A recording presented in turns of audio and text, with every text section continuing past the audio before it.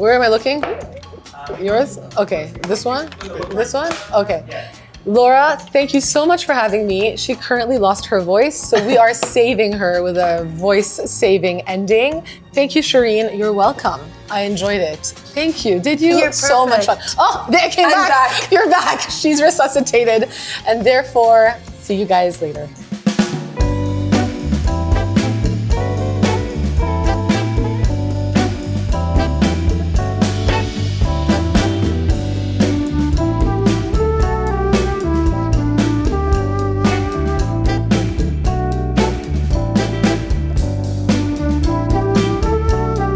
IW Magazine, I'm Laura Love, model and esthetician, and welcome to Skin Talk, where we talk all things beauty and skincare with some of my favorite people.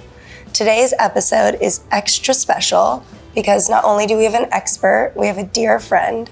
She is board certified dermatologist, she's an entrepreneur, and you need to follow her on TikTok. Please welcome Dr. Shereene Idriss. Hi. Welcome to Skin Talk. I'm good, how are you? I'm very excited to be here. Do we put our couch chair shoes on the couch? On the couch? I don't know, on the chair. I took my slipper off. I don't know. But no free feet. Oh. No free feet. You can hide your feet. I did. I tucked it under. For people that don't know you, which is nobody, because everyone knows who you are, but will you give your sort of origin? I am Dr. Shereene Idriss. I am a board certified dermatologist. I never anticipated any of this. I only ever wanted to just practice medicine, be independent. And then in 2017, after having gone through multiple rounds of IVF, I was finally pregnant, but I got fired. And I turned to social because I was really just in a dark place. My daughter was now 8 months old. She was sleeping through the night, but I just felt like a failure. And I felt like nothing I was doing was helping. And so I thought if I help other people through their skin problems, which is the thing that I know, then maybe I'll feel better about myself. There were no doctors on social at the time, like no derms, no doctors, nothing. And it was really a big taboo because I was not only on social talking about skincare, giving advice left and right, but I was also in bed, makeup free, looking like whatever I look like, naturally a hot mess, not like this. It was just about connecting. And I thought I would do this for maybe a week or two and feel better. But the joke was on me. I've been doing it now for 8 years, but I do feel better. So let's get into your beauty bag because you're the only doctor that we've had on the show. I'm honored. I brought a lot of stuff. Okay. So if I get my makeup done professionally, or if I am at the beach and I reapply sunscreen a lot throughout the day, my first cleanse, I never use an oil cleanser. I'll use micellar water. And this is by Bioderma. Otherwise, I use my soft wash, which is a gentle daily cleanser. And the beautiful part of this cleanser and the reason why I made it is because you can use it on dry skin and you can open your eyes when you wash your face. And then most days, like 90% of the time, I'll cleanse twice with this. I won't necessarily go in with a micellar water. I'll just go in one time, wash, maybe go in with a second time. And then I love to exfoliate. I have an exfoliating mask called the Flash Mask, but every now and then I'll go and I'll use this though.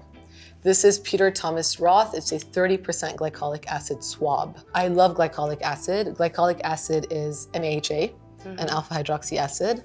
It's the smallest one of all the alpha hydroxy acids, and so it goes the deepest, but it gives your skin the best glow. And over time, if you use it consistently, it helps to promote collagen. After we exfoliate, I will go in with my serums. So first off is my hyper serum. This is the Dr. Idriss Major Fade Hyper Serum. So this is a hydrating serum, but it's targeting brown spots, discoloration, sunspots. If you have acne scars that are red turning brown, or even if you have acne scars that are brown, this is what you want to be using. And in the morning, I will put that underneath my dear eye masks. And so I'll apply the mask on top of my hyper serum, do my eye makeup, do my eyebrows, and at the end, do anything for my skin. After the serum, I'll use a retinol.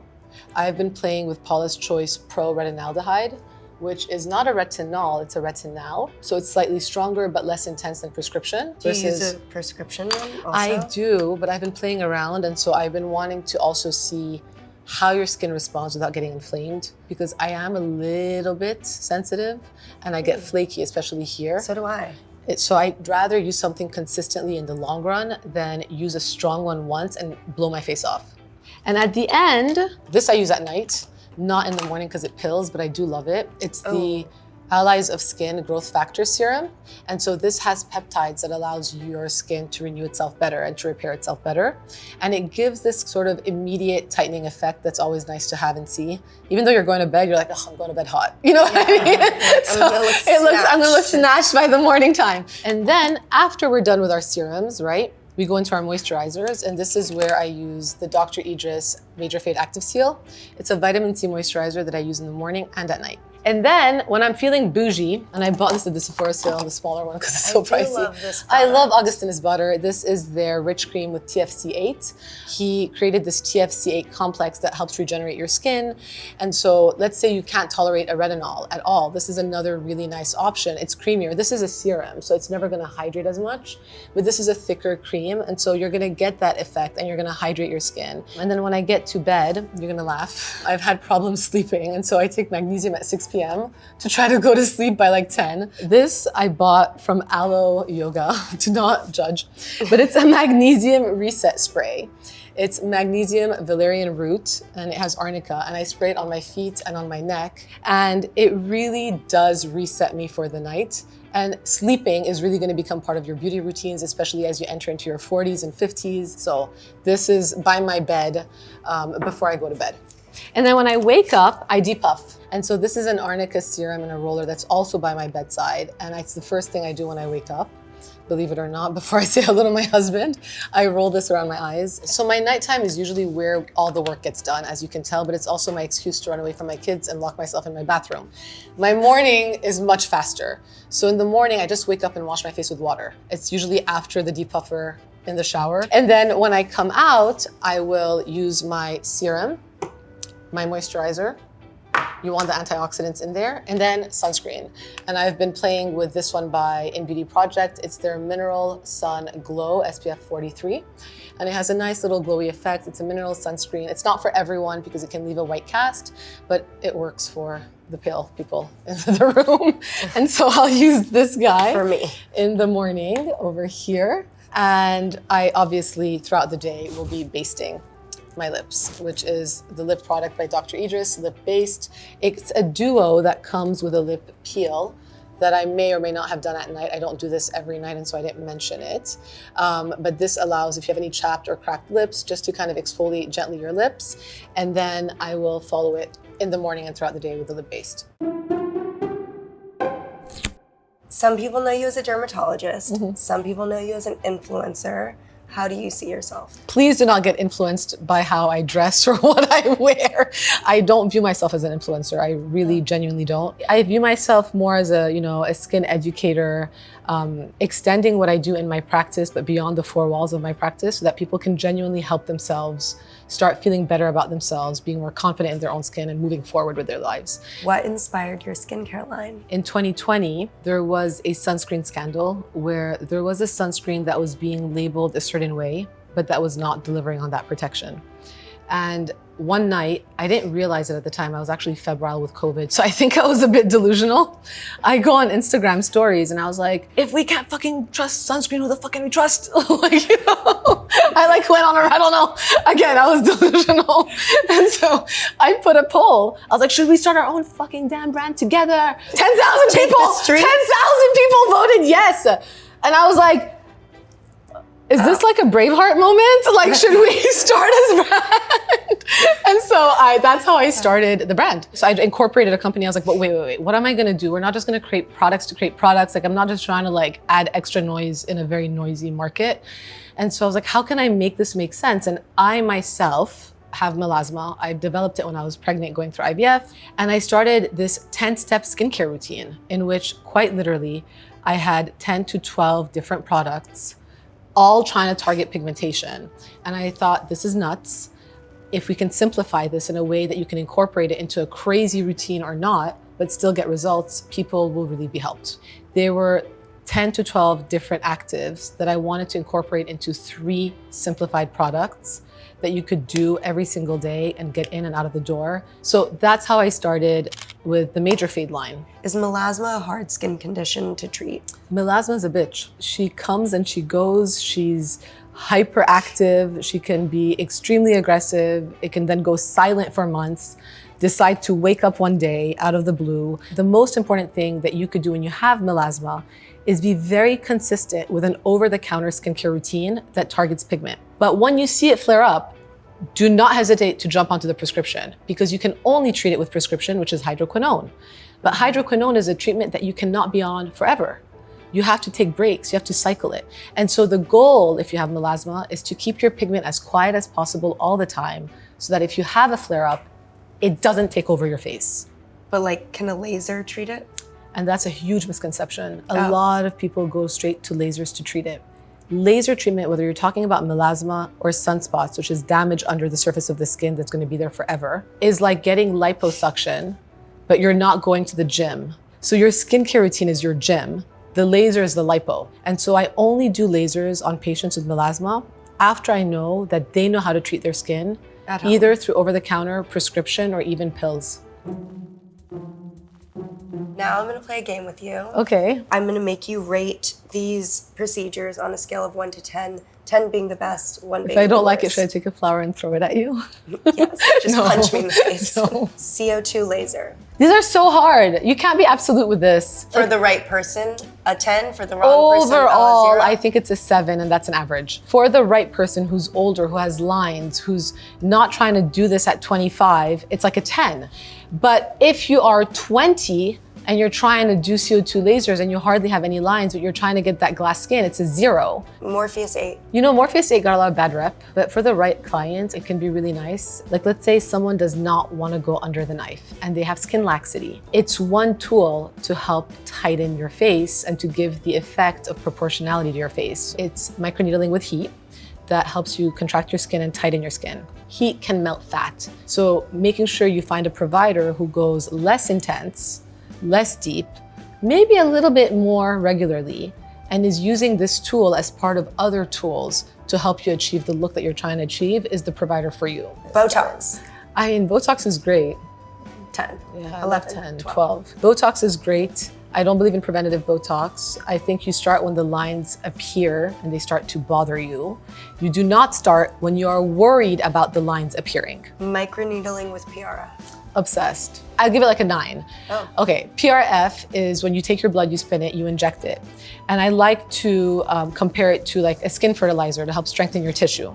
Not everybody responds. And so I say the biggest risk you're gonna lose is maybe money. But when I combine it with any sort of trauma that I'm introducing into the skin, I have seen that it works more efficiently, and it does really help with the overall texture of your skin. It can help with the density of your tissue, especially for fine crepey under eyes or crepey necks. Even for the lip, that's what I've done to mine. I've never put filler, and people are like, yeah, I have filler. I'm like, no, I don't have filler in my lips. PRF. PRF. Profilo. Have you heard about it? Profilo is a filler that is available in Europe. Yeah. It's not in the US, where you inject it superficially and it just disperses very, very superficially to give a tautness to your skin. The results are short-lived, and so people go back to do it. And my fear is that they do it maybe too much, that it ends up looking a little global over time. So as long as you have, again, a long-term view, I think Profilo could be like an 8 for really crepey faces, but don't overdo it. Like, again, in moderation. Ultherapy. I think Ulthera is like Morpheus. It also got a bad rep, but it's probably another like a 7 as well. I do it every 1.5 to 2 years. And if you see my before and afters on Instagram, you'll notice that I have more spacing with my eyelid that was heavier 10 years ago. So for me, it's been like an 8, but I do it every 1.5 to 2 years. I don't overdo it. Okay, I don't know how to say this word. Bleph.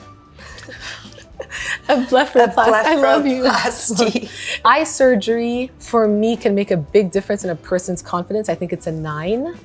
However, you shouldn't get it at 20. If you're trying to change the essence of who you are, that's why you're getting it at 20. I think as we age, our eyes tend to age first. And so you want to treat the eyes, if that's something you're looking to do surgically, before you really need it. So you don't want to go from being super droopy to being super open and then you look like a different human. So usually it's like mid-40s range, where most people who start getting hooding start seeing it, or under eye fat pads start seeing it. Okay, my last one is under eye filler. I'm not a fan of under eye filler. I'd give that probably like a 2. Now Shereene is gonna show us how to make sun protection chic. AF.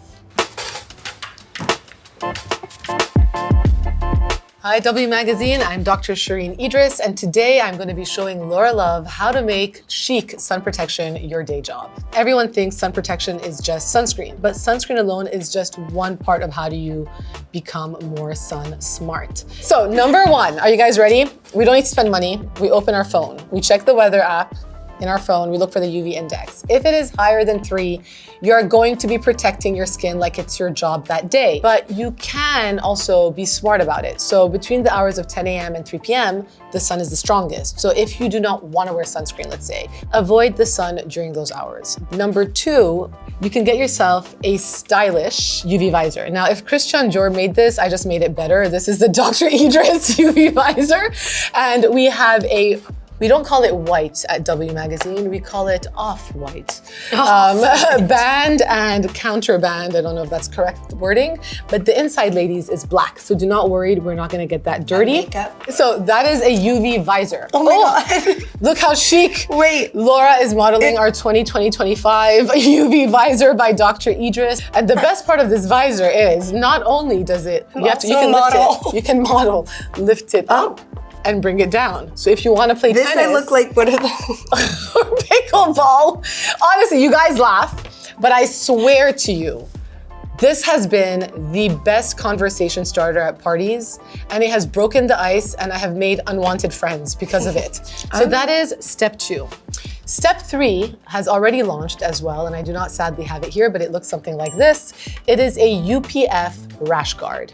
Now this baby— What's a UPF? Ultraviolet protection factor, which is basically the measuring rate for fabrics protecting you from UVA and UVB from the sun. So we launched a UPF zip up rash guard that comes all the way down to protect the back of your hands, because this is a telltale sign of sun damage. And it has a tiny little collar as well, so it can protect the neck. So over here, we have some fans, which are not my fans, so I cannot take credit for these. I just bought them online. If you're somebody who has melasma, the heat alone can trigger a flare-up, so you wanna stay cool. And if you are post-menopausal and you just get hot flashes, this is a great hack as well. This is a fan that you can put around your neck. It looks like a Bose headset. Laura's going to model it. I'll let you put it on. I'm just gonna turn it on. And it looks like you're just, living your day. Look at that. Très chic, très chic. But if you do not want to wear a fan around your neck, you can also walk around with your own cooling. I love, this is actually, you can create a photo shoot at the beach. Do not fly away, Laura. Do not fly away. So yeah, that's your chic wind blower. And last, this is the Dr. Idriss Major Fade Disco Block, because it is a continuation of working on your discoloration while protecting your skin. So it's going to not only protect your skin from future sun damage, it is also going to help to reverse the damage that you have and minimize that look of discoloration and hyperpigmentation.